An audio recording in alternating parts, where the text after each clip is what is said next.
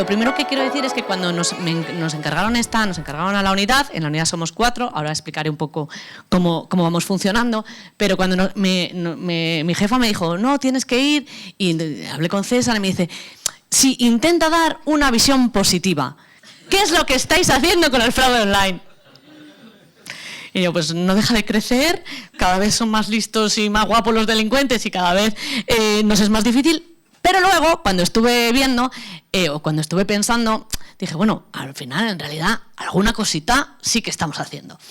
Entonces, he dividido la ponencia en 3 partes. En primer lugar, voy a hacer una presentación de la Unidad de Criminalidad Informática, porque la Fiscalía, a pesar de que ahora está muy en boga, las funciones concretas que tiene la Fiscalía, muy poca gente las conoce, salvo que sean operadores puramente jurídicos, más allá del fiscal americano que hace el juicio del jurado en las películas.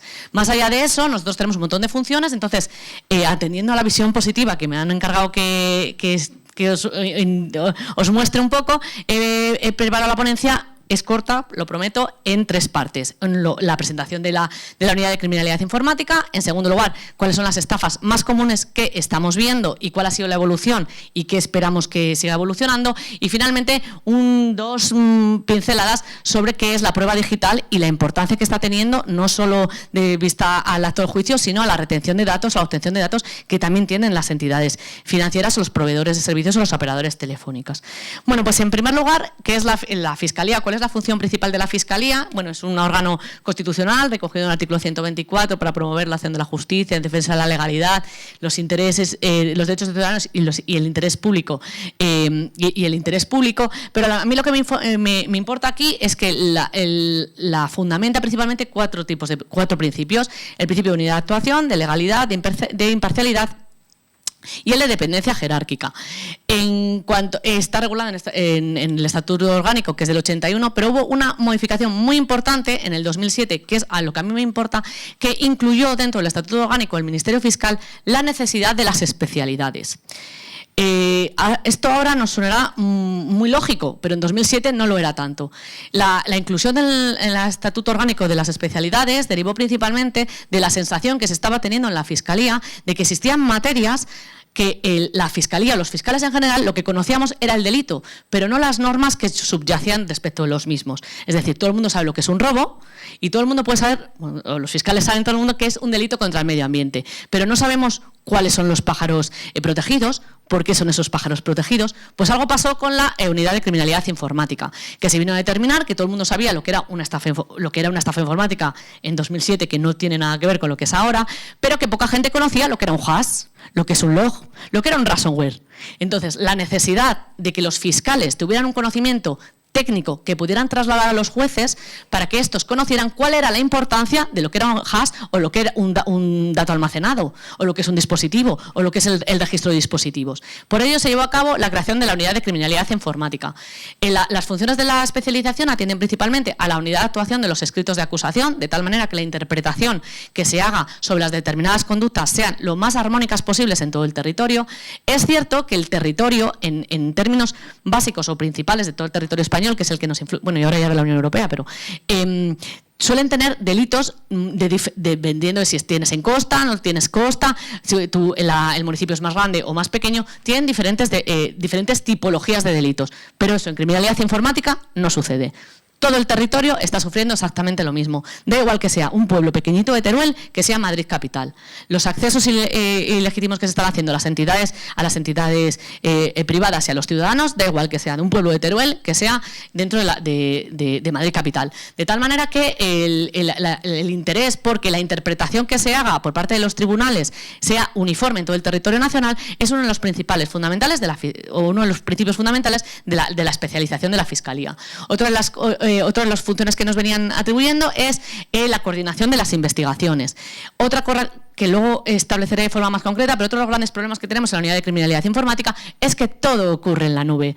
Todo ocurre en todo el mundo, de tal manera que el hecho de que una parte de la estafa o del fraude se haya cometido en este pequeño punto de Teruel y otra pequeña estafa y otra pequeña parte de la estafa se haya cometido en Madrid, otra en Barcelona y otra en Sevilla, es nuestro pan de cada día. De tal manera que si no logramos unificar esas causas, quedan pequeñas causas sin dar una respuesta penal acorde a lo que en realidad la organización o el grupo criminal ha querido hacer. Teniendo más en cuenta, que ya lo explicaré con casos más prácticos, pero las organizaciones y los grupos criminales el día de hoy en el territorio español juegan precisamente a eso. Juegan que si tienen una entidad bancaria que está instalada en un pueblo de Madrid, y yo cojo las víctimas y las víctimas las difumino por todo el territorio nacional, cuando no internacional, las posibilidades de la respuesta de los órganos judiciales va a ser mucho menor que si me quedo a estafar exclusivamente o a defraudar exclusivamente a esa entidad que está en un pueblo, está fijado y está en una sola causa judicial. Con lo cual, eso también fueron las funciones de la propia especialización. Y otra de los principios fue favorecer la colaboración y la coordinación de diferentes instituciones, tanto públicas como privadas. La estructuración de la especialización, para que se hagan un poco una idea y también para que vean de los pingües recursos humanos de los que disponemos, se encuentran principalmente de un fiscal de sala coordinador. Es Elvira Tejada, muchos de ustedes la conocerán. Lleva en la especialidad de criminalidad informática desde 2011. Bueno, aparte de mi jefa, es el punto de referencia no solo en territorio nacional de la criminalidad informática en nuestro país, sino en parte de Europa y en parte de Iberoamérica. Uno de los convenios más importantes a nivel internacional del Consejo de Europa que se lleva a cabo, que es el origen de la ciberdelincuencia a nivel mundial, es el Convenio de Budapest, y ella es una de las ponentes del mismo. En ese Convenio de Budapest están incorporados, creo que vamos por 68 países, y la importancia de ese convenio, sobre todo a la hora de cooperar y colaborar en la distribución de la prueba digital y los fraudes que estamos teniendo todos en común, tiene una gran importancia. También me gusta señalar sobre el Convenio de Budapest, que dado que nuestro idioma es uno de los idiomas más hablados del mundo, el tema de las estafas, de los phishing, de los vishing, como luego veremos, son muy comunes, que parte de las organizaciones criminales se encuentren en territorio español y parte de la organización criminal se encuentre en algún estado de Iberoamérica. El uso del mismo idioma nos está haciendo que parte de las organizaciones o partes de las víctimas estén en una parte del Atlántico y en otra parte del Atlántico, teniendo en cuenta o dando una especial relevancia a la coordinación, a la colaboración con estos países para intentar frenar a las organizaciones criminales que casi siempre están en otro país. De tal manera que siguen teniendo pingües beneficios, esparciendo víctimas por todo el mundo, sin que, en ello estamos, sin que se dé una respuesta o intentando dar una respuesta común. La idea sería, o aquello a lo que aspira la Fiscalía, no solo la Fiscalía Española, sino todas las fiscalías del mundo, es poner fin a la organización criminal. No a tener a mis 4 víctimas, coger un miembro de la organización criminal mientras el grupo de la organización criminal sigue actuando en otros países hasta que pasados 6 meses y se nos haya olvidado que estaban aquí, el tipo de fraude que están haciendo, lo vuelvan a realizar. Bueno, en la unidad de criminalidad informática está formada por la fiscal de sala, por 4 adscritas, dentro de las que me encuentro, y luego está diseminada por todo el territorio nacional. Todas las provincias de España, las 50 provincias de España, tienen un fiscal delegado en criminalidad informática, lo que nos asegura un conocimiento técnico, no solo de lo que le hablamos antes de la tecnología propia o de informática propia, sino también de la relación que existe o la interpretación que se debe hacer a los diferentes tipos penales cuando se han utilizado las tecnologías de la información y de la comunicación. Aparte de los 50 delegados, tenemos también las fiscalías de área. Las fiscalías de área, para todos aquellos que no estén o tengan conocimiento más estricto sobre la organización de la fiscalía, atienden a territorios más pequeños de la provincia, pero que tienen una determinada relevancia, bien por el territorio que ocupan o bien por la población que tienen. Por ejemplo, para que se hagan una idea, tenemos la fiscalía de área de Vigo. Es un territorio que es muy grande, no es una provincia, pero que tiene una gran relevancia en esta materia.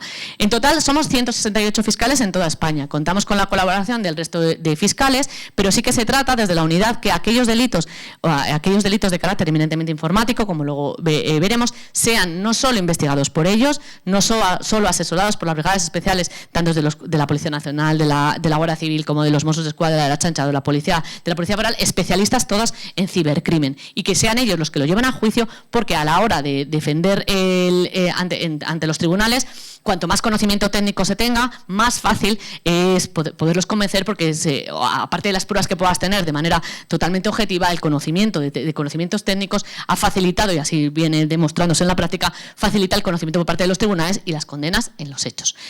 Los delitos que vienen de la competencia de la especialidad son 3 tipos. Aquellos delitos que, no siendo o no exigiéndose propiamente que se cometan por las tecnologías de la información y de la comunicación, son generalmente cometidos por las mismas o la favorecen.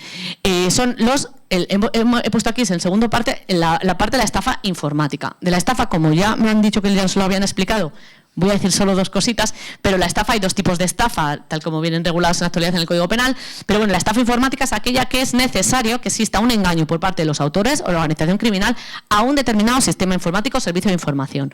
No hay un engaño directo a una persona, lo habrá de manera posterior, pero lo que existe es un engaño directo a un sistema informático o a un servicio de información, del que casi siempre son entidades privadas o entidades públicas, raramente es un particular. En segundo lugar, el segundo tipo de delitos que observamos son aquellos delitos que sí que exigen que exista una intervención de la tecnología. Es decir, sin la intervención de la tecnología no estaríamos hasta estos delitos. Aquí lo que nos importa son el robo de datos y los accesos irregulares y el sabotaje informático, que se me ha olvidado ponerlo en negrita, pero es una de las principales batallas en nuestra unidad. Quiero hacer constar que la visión que tiene la Fiscalía a día de hoy es que rara es la estafa informática, ya sea el phishing, el vishing o el farming, que no venga precedido de un robo de datos anterior. Es decir, casi todas las estafas, o por lo menos las estafas que tienen las estafas informáticas que tienen una mayor relevancia, vienen principalmente derivadas o bien de un robo de datos o bien de un sabotaje. Tienen ustedes que saber que cuando en cualquiera de sus entidades se produce un robo de datos, ese robo de datos se pone en la dark web a la venta. No se vende una vez, se vende infinitas veces, de tal manera que o conseguimos que esa base de datos que ha sido sustraída desaparezca, o se pongan determinados medios para evitar que esto sea ahí, o no se va a vender una vez, se vende infinitas veces. Teniendo en cuenta además que existen grupos y organizaciones criminales que no van dirigidas ya a tener un beneficio económico con la estafa final, sino que su única finalidad es el sabotaje informático, el acceso ilícito para vender esos datos, obteniendo exclusivamente dinero de la venta de esos datos.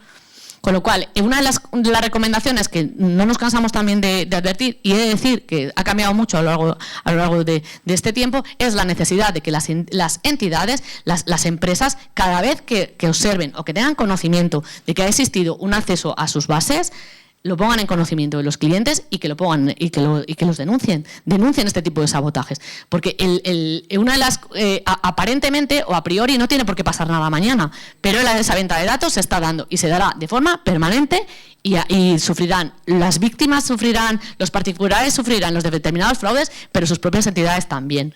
Y finalmente el tercer tipo de delitos es aquellos delitos que, no exigiendo la utilización de las técnicas de la información y de la comunicación, tampoco siendo expresamente producidos o facilitados por el uso de las técnicas de la comunicación de las TIC, sí que sin embargo la prueba o la investigación se debe realizar con pruebas tecnológicas. Estos 3 tipos de delitos son 3 tipos de grupos de delitos son los que llevan a cabo la unidad de criminalidad informática. En cuanto a las funciones que tenemos encomendadas, ya les he ido diciendo un poco. La competencia ordinaria, es decir, la unidad central no lleva la competencia concreta de las causas. Sí que recibe muchas denuncias, pero lo que se dedica principalmente es a distribuir cuando nos llega una denuncia, ya sea de una entidad pública o de un particular, y nos llega directamente a la unidad, o bien porque las fuerzas y cuerpos de seguridad, con carácter previo a ponerlo en conocimiento de los tribunales, nos ponen en conocimiento a nosotros, se distribuye a qué fiscalía territorial va a ser más adecuado, o cuál es la competente territorial. También tenemos competencia excepcional cuando el fiscal general del Estado nos lo atribuye directamente la investigación de una determinada causa, porque tiene una especial complejidad, o es necesario que se haga desde la unidad central, pero eso tiene que ser en todo caso por asignación directa. Y otra de las funciones principales es potenciar e impulsar la unificación de criterios en la interpretación y aplicación de las normas jurídicas, que era lo que hablábamos antes sobre la unidad de los escritos de acusación, y garantizar la actuación coordinada en investigación. Esto es lo que hablábamos antes y que cada vez es más importante. La dispersión territorial de los órganos jurisdiccionales que tenemos en España hace que en muchas ocasiones un determinado sabotaje, un determinado acceso ilícito, a ver si no me hablo muy jurídicamente, accedemos a un determinado sistema. Ese sistema se accede, se produce la venta de datos en Internet, esa venta de datos en Internet la entidad no lo ha dicho a nadie, fuera ya de las obligaciones, porque a lo mejor él no está obligado en ese concreto acceso que ha recibido o no se ha enterado, se produce a la venta de datos y con esa venta de datos se empieza a defraudar a millones de víctimas. Cada víctima suele poner una denuncia en su territorio. De tal manera que si a mí me han defraudado 500 o 600 euros o 8.000 euros, dependiendo de cuál sea mi situación económica, voy a denunciarlo o no. Eso lo primero. Segundo, en el caso de que denuncie, nos vamos a encontrar con una dispersión de denuncias por todo el territorio nacional. Cuando eso le llega al fiscal de a pie, al fiscal de un determinado territorio, lo que tiene es una denuncia de una persona que le han robado 3.000 euros. Pero no es verdad. Eso no es verdad. Lo que ha ocurrido es que una organización criminal se ha dedicado a defraudar a miles de personas esos 3.000 euros. De tal manera que la envergadura que tiene la causa, la necesidad de las medidas de investigación que tiene la causa, en realidad es mucho mayor de lo que pudiera inicialmente aparentar o lo que pueda conocer el juez o el fiscal de Ávila. Eso es otra de las funciones principales de la Fiscalía. Cuando conocemos la existencia, si se puede, primero la existencia de la venta de datos, para nosotros es lo ideal, y segundo, cuando nos estamos encontrando que un mismo ataque, un mismo phishing se ha producido a lo largo de todo el territorio, una de las funciones principales es intentar aunar todas las causas para hacer una única causa. Y que las medidas de investigación que se puedan adoptar sean mucho mayores o las medidas cautelares que se puedan adoptar en el caso que encontremos a los autores sean mucho mayor. Porque no es lo mismo que yo me encuentre a 3 personas que tengo constancia que han defraudado, siempre presuntamente hasta que lo condene el juez, que presuntamente han estafado 4 millones de euros, no tiene nada que ver con que me encuentre a 3 personas que a mí lo que me consta es que han defraudado 3.000 euros. Entonces, las medidas de investigación que se pueden adoptar son mucho mayores. Las medidas cautelares que se pueden adoptar son mucho mayores. De ello, es otra de las funciones principales de la unidad de central especializada. En cuanto al control y seguimiento de los expedientes, otra de las principales funciones que hace la unidad es incluir dentro de la memoria de la Fiscalía General del Estado cuál es la visión de la cibercriminalidad en España, que es lo que nosotros hemos observado año a año. Una de las cuestiones más importantes, o que me han resultado más importantes y que creo que sea de su interés, es que dentro de la Fiscalía General del Estado se realizan proposiciones de modificaciones legislativas. Una de las que hemos conseguido, he puesto una de las que hemos conseguido y otra de las que estamos en ello, es la reforma que se hizo en el artículo 588 por la Ley Orgánica 13/2015 de las medidas de investigación. Se hizo una gran modificación en la que ya se estaba instando por la Fiscalía General del Estado la necesidad de incorporar nuevas medidas de investigación, partiendo principalmente que aquello que venía en la Ley de Enjuiciamiento Criminal como medidas de investigación eran, para que se haga una idea, además venía muy desarrollada ya por parte del Tribunal Supremo, la interceptación de comunicaciones, es decir, la interceptación de los teléfonos. La Fiscalía ya venía tiempo advirtiendo que las comunicaciones ya estaban dejando de ser por operadores telefónicos. Las hay, pero hay muy pocos. Casi todas las organizaciones y los grupos criminales se comunican por aplicaciones, es decir, no con las operadoras de telefónicas, sino con proveedores de servicio. Y que era necesario poder registrar los ordenadores y los dispositivos porque la prueba se estaba produciendo ahí. La actividad delictiva la prueba era prueba digital y la encontrábamos en los dispositivos, no en obtener los teléfonos. Así se modificó la Ley de Enjuiciamiento Criminal. Una de las propuestas que estamos también ya hartos de proponer, y a ver si ahora ya se nos cumple, es la nueva propuesta de la suplantación de identidad en la red. Uno de los grandes problemas que tenemos con el fraude online y para la investigación y para la fijación de los autores es que aparte del robo de datos que se hace, otra de las acciones que nos estábamos encontrando es que uno se encontraba un DNI, ya digo ni que lo robara, se encontraba un DNI y con ese DNI se iba a una cuenta bancaria, a una entidad bancaria, abría una determinada cuenta, con esa cuenta luego pedía un préstamo, con ese préstamo seguía para adelante, obtenía 2 o 3 SIMs, de tal manera que la organización o grupo criminal con esa cuenta bancaria que se había realizado con una suplantación de identidad era la cuenta que recibe los fondos, de tal manera que cuando se inician las investigaciones judiciales y se defraudan, dicen yo he hecho una transferencia con cualquiera de los medios que he hecho y lo he hecho a este número de cuenta. Muy bien, pues ¿de quién es este número de cuenta? Este número de cuenta es de Pepe Pérez, pues entonces el autor es Pepe Pérez es el delincuente. Y llegaba allí Pepe Pérez diciendo si yo no he hecho nada, yo perdí el DNI, a ver si tenemos suerte y lo ha denunciado, y ya está. Y a Pepe Pérez se le llevaba, se les ha estado hasta hace nada, y se sigue, lo que pasa es que cada vez menos, por unas medidas que ya veremos después, se le ha estado llamando como investigado en todo el territorio nacional a 20, a 30, 40 juicios como investigado por 40 delitos de estafa. Un señor que lo único que se le había pasado es que había perdido el DNI.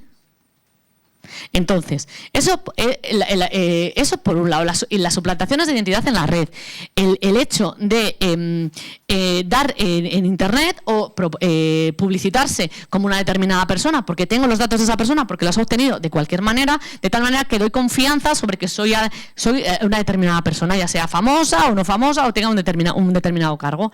Eso hace que aumente o facilite el engaño en la red. Con lo cual, una de las propuestas, que a ver si llega ya a buen puerto, es incorporar como un delito en sí mismo propio la suplantación de la identidad en la red. No les quiero decir nada la suplantación de ser uno menor. Si hay ya dificultades con que uno es mayor de edad, imagínense el que se hace pasar por un niño de 13 años.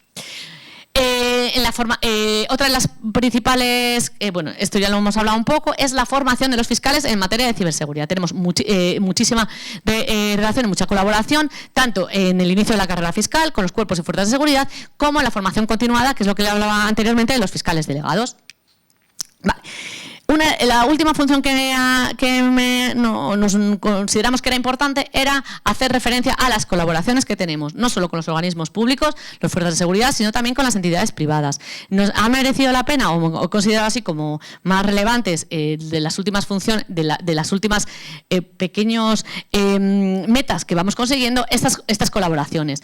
La especial referencia a las fuerzas y cuerpos de seguridad ha entrado en vigor, si no lo digo mal, me parece que ha sido el 7 de junio, el convenio entre la Secretaría de Estado de Seguridad y la Dirección General de Policía, de tal manera que van a impedir a las entidades financieras y bancarias abrir cuentas bancarias o tienen la obligación de observar que en el DNI, que el soporte del DNI, no solo los datos de el nombre, apellidos, la dirección, sino el soporte, para asegurarse por parte de la Dirección General de Policía que ese DNI no ha sido sustraído o no ha sido robado. De tal manera que este convenio evitará que se realicen cuentas o aperturas de cuentas bancarias o también o que se obtengan préstamos con DNIs que han sido sustraídos con anterioridad. Otra de las colaboraciones que nos llama o que nos dan frutos en el tema del fraude son las comunicaciones a través de la Oficina de Coordinación de Ciberseguridad con la Unidad de Criminalidad e Informática. La OCC nos aporta de forma continua o nos da conocimiento de aquellos sabotajes informáticos que ellos han tenido conocimiento, o de los accesos ilegítimos a las entidades. Nos está ayudando mucho porque era lo que hablábamos antes. Si de repente a una entidad bancaria cualquiera ha tenido un acceso ilegítimo, esos datos se han puesto en conocimiento y nosotros sabemos que se ha producido ese acceso ilegítimo a esta entidad bancaria y pasado mañana hay una campaña de phishing de esa misma entidad bancaria, sabemos de dónde viene. Con lo cual nos facilita bastante el conocer cuáles son las campañas que puede haber existiendo o aquellas a las que podamos poner fin o intentarlo. También tenemos colaboración con las telecomunicaciones en general. Me merece la pena también señalar el TDF 149/2025, en el que se establecen, eso también una de las consecuciones que ha realizado, creo recordar que era la Policía Nacional, que también ha estado en ello bastante activo, a obligar a las operadoras telefónicas a no permitir que lleguen al destinatario SMS ni llamadas cuyo prefijo sea dudoso, ya porque la organización o grupo criminal ha logrado obtener un prefijo, o sea, los sistemas de flash flux, de tal manera que aunque yo esté en Filipinas, aparece que estoy en Badajoz. Entonces, así tanto en las llamadas telefónicas como en los SMS, de tal manera que es obligatorio que aparezca el prefijo real, para intentar evitar el fraude. Es decir, si yo recibo una llamada de Badajoz, porque tengo mi tía en Badajoz, puede que me lo crea, pero si no tengo nada en Estados Unidos y me aparece un prefijo de Estados Unidos, me puede hacer llamar o puede hacer sospechar de que esa llamada en realidad es un spam o que puede ser o que puede ser un fraude. Y finalmente nuestras colaboraciones eternas con INCIBE. INCIBE, aparte de ser, tenemos mucha colaboración con ellos, no solo por sus propias funciones, sino también por los nuestros, y principalmente para las campañas de prevención, como ya lo ha dicho antes Jorge, el número del 017 para cualquiera de las funciones que pueda haber. Pues bien, una vez que hemos establecido, les he intentado explicar de forma un poco somera cuáles son las funciones principales que tiene la Unidad de Criminalidad Informática, voy a pasar a hablar del tema de los delitos. El delito, me voy a limitar al delito de la estafa. decirles que la Directiva 713 de 2019 estableció la necesidad de transponer en todos los países de la Unión Europea una estafa informática, así como el uso fraudulento de instrumentos de pago materiales y inmateriales diferentes del efectivo. Que esta directiva tenía como función principal poner o hacer hincapié en que era necesaria la incorporación en los códigos penales de tipos penales que, además de proteger el patrimonio individual del particular o el patrimonio de una determinada entidad, tuviera su objetivo en salvaguardar la seguridad del sistema financiero y de las entidades crediticias. Es decir, asegurar que existiera una confianza, o que el ordenamiento jurídico iba a optar por atribuir una confianza a las entidades bancarias. De tal manera que el ordenamiento jurídico español, el legislador español, estableció una diferencia entre el artículo 248 y el artículo 249. La importancia de estos dos artículos, solo voy a decir dos, es que el artículo 248, en puridad, aunque ahora veremos las variantes que tiene, solo intenta proteger el patrimonio del particular o el patrimonio de las entidades, mientras que el artículo 249 tiene un plus. Aparte de ese patrimonio, también asegura o intenta asegurar la seguridad o la confianza en el sistema financiero y en el sistema crediticio de la Unión Europea. Otra de las diferencias también principales del 248 y el 249, como luego veremos, la pena, así vista, a priori, es la misma, pero no es cierto. La pena básica es la misma, pero el artículo 248 exige, en todo caso, que exista hace depender que exista una pena mayor o menor dependiendo del perjuicio que se haya producido en la entidad. Mientras que el 249, independientemente del perjuicio que se haya producido, la pena será en todo caso un delito menos grave. Y la importancia de todo ello, aunque no lo parezca, deriva de las medidas de investigación que podemos adoptar para la persecución de los mismos. Mientras que, como le decía anteriormente, no es lo mismo encontrar a una persona, a un señor que diga, mira, este ha defraudado 3.000 euros, las medidas de investigación y las posibilidades de medidas cautelares que podemos adoptar contra él son unas. Mientras si yo tengo a 3 que lo que me han defraudado son 3 millones de euros, las medidas de investigación que tengo son mucho más potentes y las medidas cautelares o las posibilidades de poner fin a esa actividad son mucho mayores. Como lo que nos influye aquí es el fraude online, es decir, que de las estafas ordinarias, de la estafa clásica del 248, estas son las estafas más comunes que nos encontramos y que nos seguimos encontrando. He de decir también que respecto de las estafas online, no ha habido mucha evolución en el tipo de estafa que nos encontramos. Las estafas son siempre las mismas. Otra cosa es la profesionalidad de los delincuentes o el uso que han realizado, que han tenido con las nuevas tecnologías y lo que ha facilitado la comisión o el perjuicio económico producido. Las principales, las subastas fraudulentas, las típicas fraudulentas de eBay, digo una marca, pero bueno, que hay en varios tipos de subastas, las ofertas de inversión de alta rentabilidad y plataformas de inversión fraudulenta, la típica plataforma, generalmente de criptodivisa, que viene a determinar, suelen ahora ser promocionadas por determinados personajes públicos y que luego en realidad se hace una primera inversión, esa primera inversión sí que obtenemos un determinado beneficio económico y luego a posterior, ya cada vez que quiero hacer una actividad, es venga por dinero, venga por dinero, venga por dinero, las operaciones de venta o el alquiler fraudulento y la estafa El hijo de apuros, la Romance Scam. Entiendo que todas las conocen, todas muy bien, ya les digo que son así, yo creo que desde 2015 son las mismas, la diferencia ahora viene derivada de la inteligencia artificial.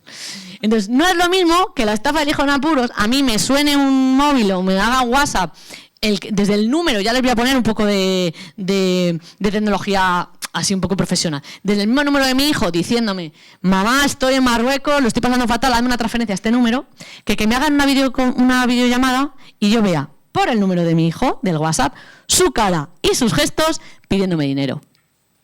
No tiene nada que ver que una oferta de inversión de alta rentabilidad me lo haga en una plataforma, ya en cualquiera de las redes sociales me la encuentre y tenga una apariencia de realidad, que yo me encuentre a un personaje público con determinada solvencia económica o financiera, con sus gestos, con su forma de hablar y con toda su plataforma. Las estafas son las mismas, pero la tecnología cada vez ha ido a más. Y ha ido a más y cada vez se va. Tengo que decir que en referencia a la inteligencia artificial, y lo digo por si tienen ustedes curiosidad, nos consta en la Fiscalía que de momento, esperamos que por mucho tiempo, sí que es posible establecerse cuándo una imagen se ha realizado con inteligencia artificial y cuándo no. pero sospechamos que es cuestión de tiempo en que empieza a pasar los informes de Turing, que es el que viene a determinar si se puede observar la diferencia entre una realidad, una imagen real y una imagen generada por inteligencia artificial, y no sabemos dónde va a llegar. De momento sí que podemos obtener que existe diferencia o que lo podemos investigar. Vale, y la estafa informática. La estafa informática, además, el artículo 249, como ya les venía indicando, atiende a la protección de dos bienes jurídicos, el patrimonio y, por otro lado, la protección y la seguridad del sistema financiero. De ahí que recoja dos apartados principales. El primero, el que establezca obstaculizando, interfiriendo indebidamente el funcionamiento de un servicio, o bien obteniendo los datos, o bien con una manipulación informática obtenga un determinado beneficio económico ilícito. Y, en segundo lugar, el uso fraudulento de los cheques de viaje, las tarjetas de crédito, las tarjetas de débito o de instrumentos de pago material e inmaterial diferentes del efectivo. De tal manera que la Directiva 713 de 2019 vino a determinar cómo, dentro de estafas más o menos informáticas o que necesitaban de la utilización de las tecnologías de la información y de la comunicación, dos supuestos bien diferenciados. Aquel que necesita manipular un determinado servicio de información, un determinado registro, un determinado dispositivo, y, en segundo lugar, aquel que utilizando esa tarjeta, una tarjeta de crédito, una tarjeta cheque o criptodivisa, logra obtener ese beneficio. No existe una relación directa con del autor con la máquina, pero lo hace mediante ese medio o ese instrumento de pago diferente del efectivo, ya sea una tarjeta de crédito, de débito, o el dinero electrónico o las criptodivisas. He de decir que el aumento progresivo y estratosférico de este tipo de estafas ha venido directamente... creo que eso lo sabe la población en su conjunto, que tras la COVID la necesidad imperiosa de utilizar las tecnologías de la información y la comunicación por la población mundial en general fue estratosférica. De tal manera que desde ese momento la creación de la banca online, la dinamización de los medios de pago y de la instrumentalización, así como las posibilidades de realizar transferencias de dinero o de diferentes activos de manera prácticamente inmediata, ha hecho que esto sea un caldo de cultivo para los delincuentes. De tal manera que, igual que nosotros, nos es muy útil poder realizar una transferencia inmediata y que en otra cuenta inmediata tengas tu dinero, también eso a los delincuentes les ha llevado a los sistemas judiciales de todo el mundo son mucho más lentos. En lo que tardo yo en poner la denuncia, puedo hacer yo desde mi ordenador 7 transferencias. Vaya usted a buscar el dinero, que en lo que usted tarda en buscarlo ya me lo he gastado yo 7 veces. Y eso es así. Entonces, la importancia de este tipo de conductas y del aumento de las penas, tal como les vengo a decir, viene principalmente de esto, de que ello ha hecho que el uso por parte de las tecnologías ha facilitado la transferencia del dinero por todo el mundo de manera inmediata. No les digo ya la criptomoneda. La dificultad y la dificultad que tenemos de trazar dónde están en realidad dónde están los beneficios, porque al final los delincuentes económicos se supone que los beneficios los quieren para algo. Se compraron un coche, se compraron una casa, claro, ¿dónde están? Seguir el dinero cada vez es más difícil. Tenemos que tener en cuenta además que el uso de las TIC por parte de los delincuentes ha conllevado, en primer lugar, la facilidad de la comisión del delito. En segundo lugar, que tú antes, cuando cometías una estafa, ya fuera de las tradicionales o fuera de las informáticas, porque habías engañado físicamente a un determinado ordenador, la víctima que tenías era una. Es que ahora son exponenciales. O sea, es que en 10 minutos puedo lanzar una campaña de phishing a millones de personas. Y finalmente, la tercera finalidad que han conseguido con el uso de las TIC es la facilidad de la anonimización. Yo estoy en mi salón, ¿por qué voy a salir yo a la calle a hacer un tirón de un bolso cuando desde mi salón puedo estar intentando engañar a más de 1000 personas en 10 minutos, que en el momento que tenga los 40.000 euros, empezarlos a dividir por un montón de cuentas bancarias de que están los datos suplantados o que tengo las cuentas bancarias en las Seychelles? Bueno, todo esto ha hecho que vaya evolucionando el Código Penal también en relación y coordinándonos con ello, de tal manera que el artículo 249, aparte de tener los tipos básicos, tiene lo que llamamos los actos preparatorios. No es necesario ni siquiera que tengas el ánimo de lucro, basta que solo tengas la intención. No es necesario que hagas un uso de la criptomoneda o el instrumento de pago diferente del efectivo. Basta que tengas esa intención, siempre que podamos acreditar que tu intención a la hora de hacer una determinada transferencia era precisamente obtener un ánimo de lucro final. Y también vendrá a castigar, que es otra de las novedades, el que sin haber participado en el robo, en la sustracción de esa tarjeta o de ese monedero de criptomonedas, en realidad lo ponga a disposición a terceros para que hagan un uso fraudulento. Las estafas informáticas puras más importantes son el phishing creo que lo conoce todo el mundo. Hay diferentes modalidades, phishing, vishing, simshing, son todas las mismas. Se hace una campaña. Antes, me merece también la pena indicar que antes las campañas de phishing eran campañas que se hacían, de hecho se llama phishing porque del inglés de pescar. Es decir, yo lanzo la campaña y alguien picará. Porque, a ver, ¿quién no tiene un paquete de Amazon en espera? ¿Quién no ha hecho una cuenta de correos? Entonces, se lanzaban en general. He de decir que, como ya les he ido explicando, la profesionalidad del delincuente cada vez es mayor y ahora lo que se hacen son, algunas sí, pero muchas ya se vienen derivadas de el robo de datos que inicialmente les hablaba. Es decir, he robado los números de datos de correos del día 4 de enero y esos robos de datos, a esas personas, con esos datos con los que tengo, es a los que les envío ya la campaña de phishing de correos del 4 de enero, porque todas estas personas están por recibir un paquete. El farming, que es más complicado, pero que creo que tiene una gran relevancia para ustedes, es la modificación de los dominios, el DNS de las entidades. Cabe la posibilidad, o así nos la estamos encontrando, que se cometen de dos maneras. Principalmente, o bien se afecta el dispositivo de un particular o de una entidad, de un trabajador, de tal manera que cada vez que ese trabajador o esa persona va a poner su entidad bancaria o su aplicación, ya la página que le aparece en su dispositivo está atacada, o bien directamente modifican el DNS de la propia entidad. Es decir, que independientemente, sin necesidad de afectar un dispositivo, se afecta directamente al sistema de la entidad que sea, y cada vez que un cliente va a acceder a esa página, la página ya es una página pantalla. De tal manera que cualquiera de los clientes que se ponen, es más profesional aún, cualquiera que vaya pone sus contraseñas y tendrían acceso bien a la cuenta bancaria, bien a las contraseñas, bien al crédito, al préstamo o dependiendo de la empresa que sea a la que hayan llevado. El swing swapping. El swing swapping venía a derivarse que también ha sido también un poco, ahora ya hay menos, pero bueno, hay otro estilo de swing swapping, que era la necesidad de los delincuentes, lo que venían haciendo es obtener un duplicado de las tarjetas SIM. ¿Recuerdan que les he dicho que había un convenio que obligaba a los operadores de Telefónica a mirar el soporte del carnet? Pues de esto también tenían un duplicado de la SIM, de tal manera que con la venta de datos que habían obtenido tenían las contraseñas del banco, y cuando el banco, la entidad financiera, les daba el doble factor de verificación que le llega a la SIM, al delincuente la tenía.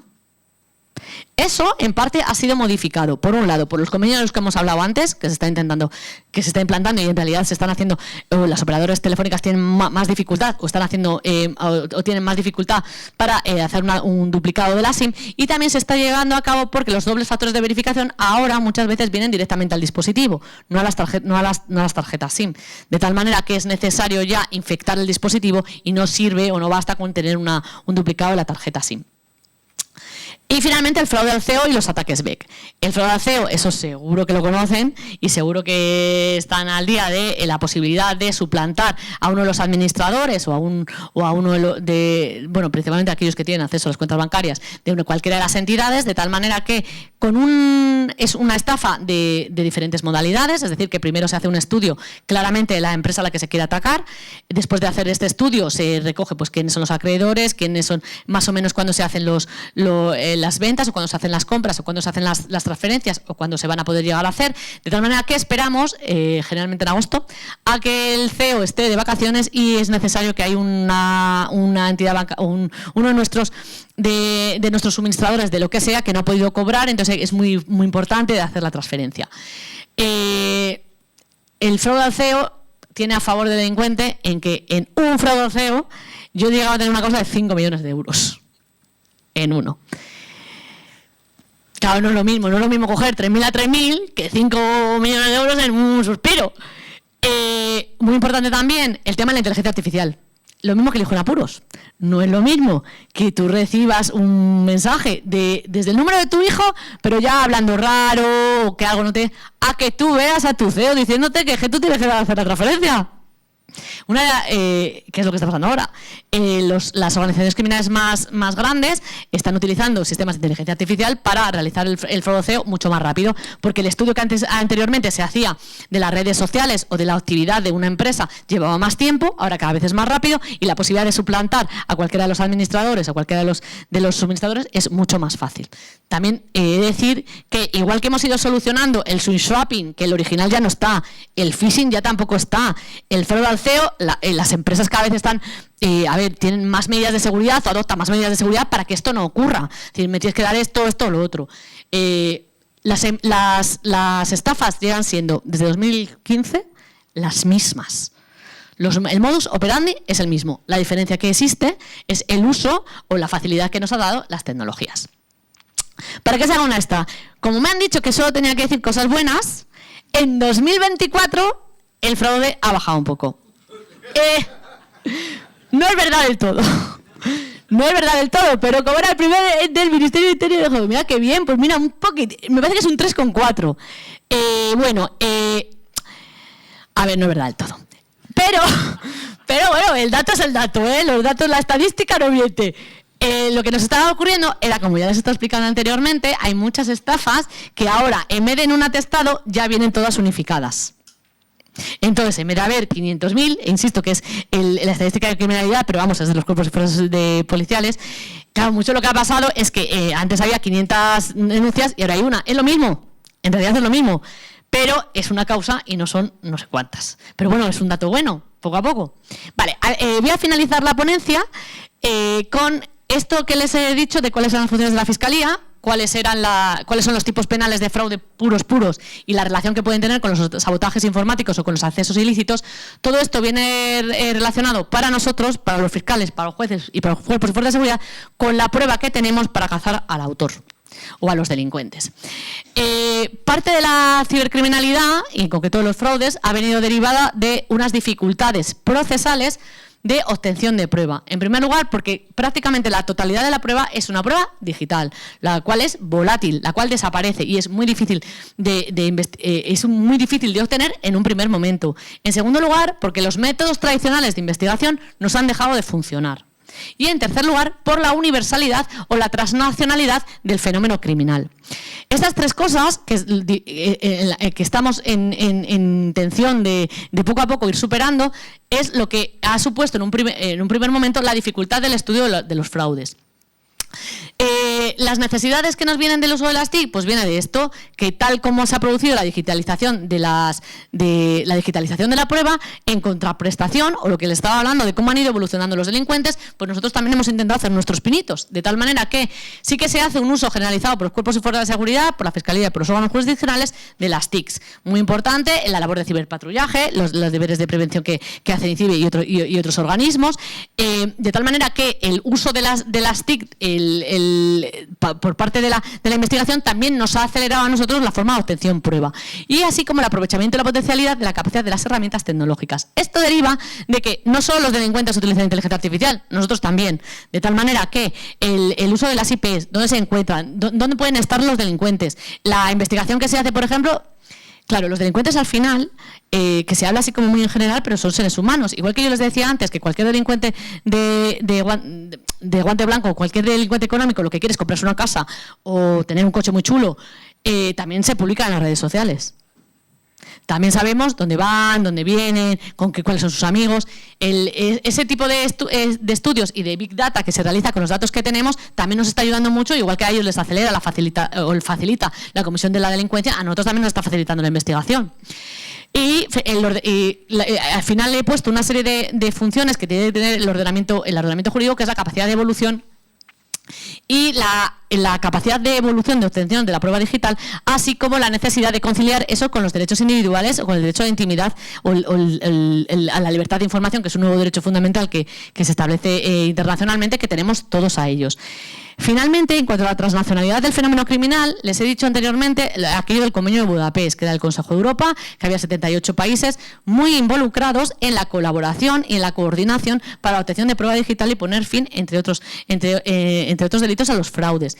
En la Unión Europea entra en vigor, tenemos el reglamento Evidence, entra en vigor, si no me equivoco, es en febrero de 2026 y nos va a obtener o nos va a facilitar la tenencia de representantes de los proveedores de servicios, representantes obligados de los proveedores de servicios en el ámbito de la Unión Europea. Uno de los problemas que teníamos antes, bueno, que seguimos teniendo, es que si los órganos judiciales en España pueden ser lentos cuando estamos hablando de Badajoz a Andalucía, imagínense ustedes si yo la prueba la tengo en California. Pues ya voy allí, tengo que pasar por el ministerio, ya le llega a los americanos ya tienen que poner su propia norma, si vale, si no vale, y la realidad es que los grandes proveedores de servicios no son europeos. Hay algunos, está Booking, hay 2 o 3, pero la gran mayoría de los proveedores de servicios, que es donde se encuentra la prueba, donde se han hecho las comunicaciones, donde se ha publicado esa estafa, donde se está llevando el dinero, la gran mayoría de ellos están fuera de la Unión Europea.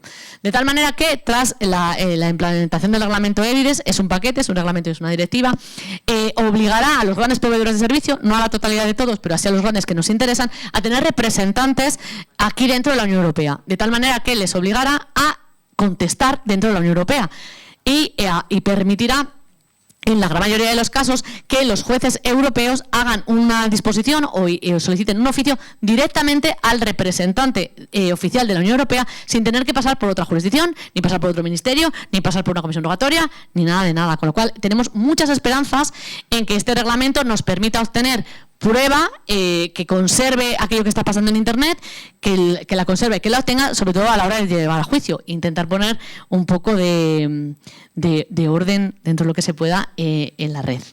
Muchas gracias, espero que no haber sido muy jurista, que es lo peor para nosotros, y cualquier cosa...